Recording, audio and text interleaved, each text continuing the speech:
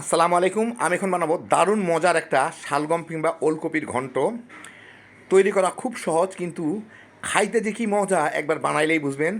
ভাত, রুটি, পরোটা যে কোনো কিছুর সাথে দারুণ মজার একটা আইটেম। তা আসেন দেখি শুরু করা যাক। আমি এখন একটা ওলকপি অথবা শালগম, এই যে এটাকে বলে, এটা প্রায় 300 গ্রামের মতো ওজন। এটাকে আমি ছিলে ডুমা ডুমা করে কেটে নিব। আর এখানে 4টা লবঙ্গ, 2টা এলাচি আর অল্প 2-3 টুকরা ছোটো দারচিনি আছে। এগুলাকে আমি হামানদিস্তায় একটু গুঁড়া করে নিব আর কি, মানে যতদূর সম্ভব গুঁড়া করা যায় আর কি, অথবা পাটার মধ্যে রেখে পুতা দিয়ে ছেঁচে যতদূর সম্ভব গুঁড়া করা যায় আমি গুঁড়া করে নিব। আমি এখানে কিছু পানি ফুটাই, এর মধ্যে আমি 3টা আলু, মাঝারি সাইজের আলু ছোটো ছোটো টুকরা করে রাখছি, ওগুলা দিয়ে একটু জাল দিয়ে নিব 3-4 মিনিট। তারপর এই শালগমগুলা দিব।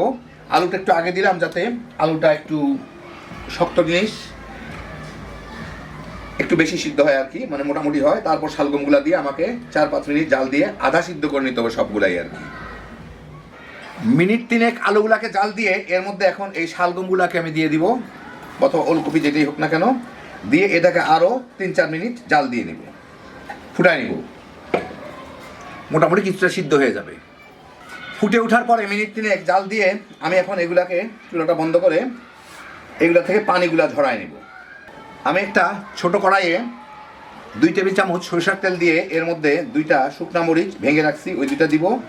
1 চা চামচ জিরা, 1 চা চামচ না, এর থেকেও একটু কম, আধা চামচের একটু বেশি, আর 3টা ছোট তেজপাতা দিয়ে একটু ফোড়ন দিয়ে নিব, মানে একটু নাড়াচাড়া করে নিব আর কি কয়েক সেকেন্ড।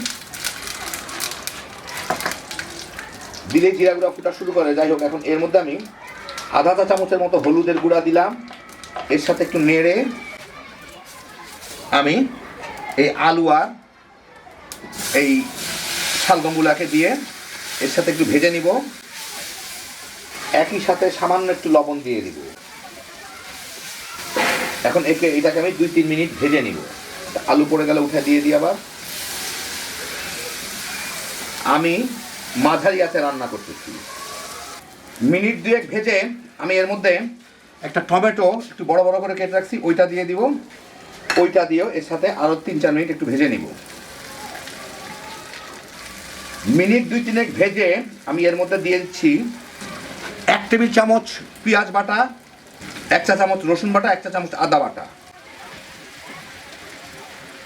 দিয়ে এর সাথে আমি একটু 3-4 মিনিট কষা নিব, বলে ভেজে নিব। মশলাগুলো যাতে ভাজা ভাজা হয়। 3-4 মিনিট ভেজে পেঁয়াজ, রসুন, আদা এগুলো মোটামুটি ভালো মতো ভাজা ভাজা হয়ে গেলে, ওর গন্ধটা চলে গেলে, আমি এর মধ্যে দিয়ে দিচ্ছি 1 চা চামচের একটু কম জিরা বাটা, জিরার গুঁড়া, 1 চা চামচের একটু কম জিরার গুঁড়া, মানে এই ছোটো চামচের মধ্যে যা আসে আর কি। 1 চা চামচের মতো মরিচের গুঁড়া, 1 চা চামচের মতো কিংবা তার থেকে কিছু কম ধনিয়ার গুঁড়া। এই মশলার সাথে যেগুলো চামচ আছে ওই চামচে যা উঠে আর কি, এইগুলাকে দিয়ে এর থেকে মিনিট খানেক ভেজে নিব একটু।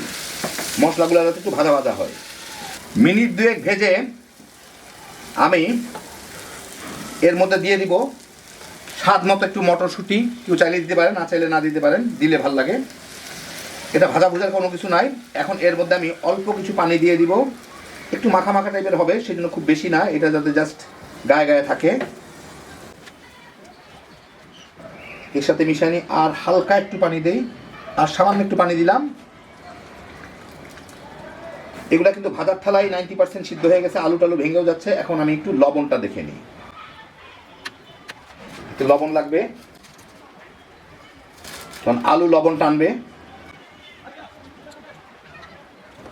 যথেষ্ট। এখন আমি এটাকে ঢাকা দিয়ে মাঝারি আছে জাল দিব, আলু টালুগুলা সিদ্ধ হওয়া পর্যন্ত, একদম পুরোপুরি সিদ্ধ হওয়া পর্যন্ত। মাথায় 2-4 বার নেড়ে দিব। 4-5 মিনিট জাল দিয়ে আলুগুলা গলে গেছে, মানে নরম হয়ে গেছে সবগুলাই, ভেঙে যাচ্ছে। যাই হোক, চাপ দিয়ে ভেঙে লাভ নাই। এর মধ্যে আমি দিয়ে দিচ্ছি একটু কাঁচামরিচ, লাল মরিচ ফালি ফালি করে রাখছি, যে মশলাটা, গরম মশলাটা গুঁড়া করে রাখলাম ওইটুকু, দারচিনি, এলাচি আর লবঙ্গ দিয়ে এর সাথে মাখায় মিনিট খানেকের মতো জাল দিব। এরকম ঝোলই যথেষ্ট আমার জন্য। আপনারা কেউ চাইলে বেশি ঝোল রাখতে পারেন, কম ঝোল রাখতে পারেন। আমি একটু ভালো মতো মাখায় দিই। দেখেন এই আলুগুলা ভেঙে ভেঙে যাচ্ছে, 5টা শুলা। এই এরকমই হয়, আরেকটু ভাঙলে আরেকটু ভালো হইতো, একটু বেশি নাড়ানাড়ি করলেই ভেঙে যাবে, অসুবিধা নাই। ঢেকে দিই, দিয়ে মিনিট খানেক জাল দিয়ে নিই। মিনিট খানেক কি মিনিট দেড়েক জাল দিলাম। এখন আমি এর উপরে একটু ধনিয়া পাতা দিয়ে দিব, স্বাদ মতো, আমার পছন্দ মতো দিয়ে এটাকে একটু মাখায় দিই, চুলাটা বন্ধ করে দিই। শুধু শুধু জাল দিয়ে লাভ নাই। হয়ে গেল আমার দারুণ মজার শালগম কি ওলকপি ঘন্ট। এখন আপনাদের আমি একটু পরিবেশন করে দেখাচ্ছি, দেখেন কি সুন্দর মাখা মাখা হয়েছে, আপনাদের পরিবেশন করে দেখাই। তো এই দেখেন হয়ে গেল আমার দারুণ মজার ওলকপি কিংবা শালগমের ঘন্ট। কি যে মজা এটা খাইতে, বানাইলেই বুঝবেন। ভাত রুটি পরোটার সাথে তামা তামা করে খায় ফেলাইতে পারবেন। আমি অবশ্য এটা এমনি এমনিই খাই, এতই মজার। বাচ্চা বড় সবার খুবই পছন্দ হবে, হ্যাপি জোশের একটা আইটেম।